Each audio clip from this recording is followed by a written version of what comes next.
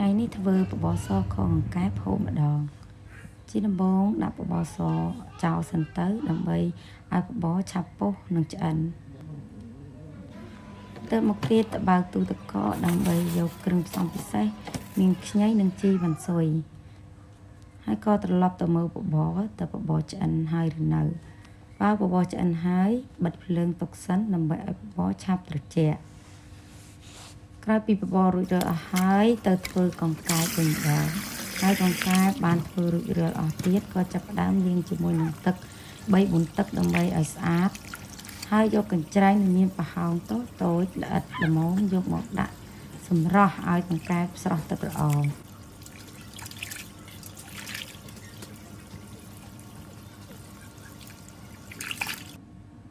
បន្ទាប់ពីយកកង្កែបលាងទឹកស្អាតហើយស្រស់ទឹកល្អហើយយកកង្កែបមកកាប់ជាដុំមិនធំពេកហើយក៏មិនតូចពេកគឺកាប់ដុំតូចល្មមហើយនៅក្នុងវីដេអូនេះខ្ញុំយកកង្កែបចំនួន1គីឡូដើម្បីយកមកខអ្នកទាំងអស់គ្នាកុំកាប់កង្កែបជាដុំតូចពេកព្រោះកាលណាកាប់កង្កែបដុំតូចពេកធ្វើឲ្យកង្កែបនៅពេលដែលយកទៅខឆាប់បែកសាច់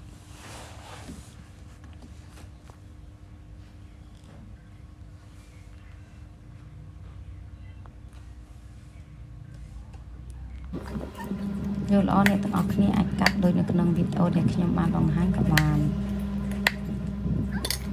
ហើយបន្ទាប់ពីកាប់សាច់រួចរាល់អស់ហើយ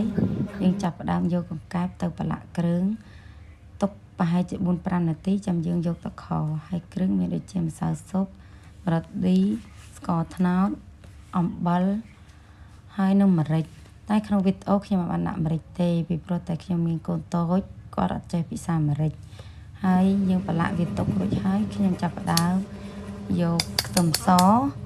យកមកដំដើម្បីកម្លោចជាមួយនឹងស្ករត្នោតហើយខ្ទឹមសអ្នកទាំងអស់គ្នាចង់បកសម្បកក៏បានមិនបកក៏បាន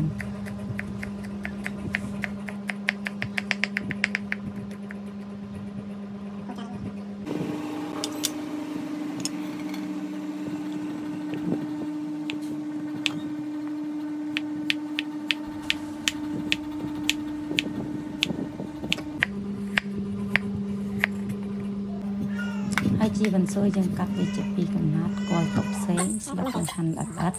ទើបមកបើកមើលតែសាច់ល្មមហើយអញ្ចឹងយើងចាប់ផ្ដើមដាក់ខតែម្ដងជាដំបូងគឺយើងយកឆ្នាំងយកចក្រានបើកភ្លើងតិចមកហើយយកស្ករត្នោតដោយសារតែក្នុងវីដេអូនេះគឺខ្ញុំបានប្រឡាក់ជាមួយស្ករត្នោតវិញម្ដងហើយ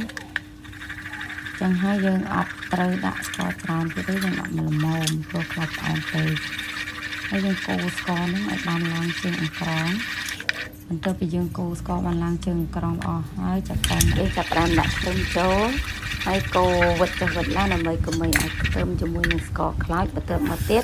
យកសាច់ដែលបានប្រឡាក់ទុកហ្នឹងយកមកចាក់ចូលក្នុងខរបស់យើងមកហើយយើងកូរថ្នមៗដៃបន្តិចដើម្បីកុំឲ្យសាច់កង្កែបឆាប់បែក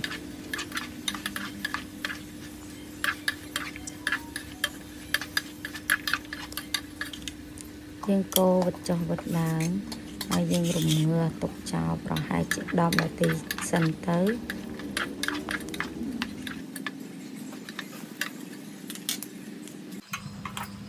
ក្រោយពីរំងាស់ទុកចោល10នាទីហើយយើងមកមើលកង្កែបយើងម្ដងទៀតឃើញថាកង្កែបស្រស់ទឹកហើយចឹងយើងចាប់ផ្ដើមយកគ្រឿងផ្សំពិសេសយើងមានខ្ញីនិងគល់ជីវ៉ាន់ស៊ុយដាក់ចូលស្លឹកជីវ៉ាន់ស៊ុយចាំយើងដាក់នៅពេលដែលយើងចិត្តលើកកង្កែបចេញពីចង្ក្រានទៅពេលយើងដាក់ចូលហើយយើងកូរថ្នមដៃបន្តិចយើងកម្លោចប្រហែលជា10នាទីទៀតក្រោយមកឃើញថាខាស់ទឹកស្ងួតទឹកអញ្ចឹងយើងដាក់ទឹកចូលហើយយើងកម្លោចទុកចោល10នាទីទៀតឃើញតែឆ្អិនរួចរាល់ជាការស្រេចហើយយើងចាប់ផ្ដើមបង់ស្លឹកជីវ៉ាន់ស៊ុយចូលបន្ថែមនៅក្លិនឈ្ងុយពីលើខកង្កែបយើងទៀត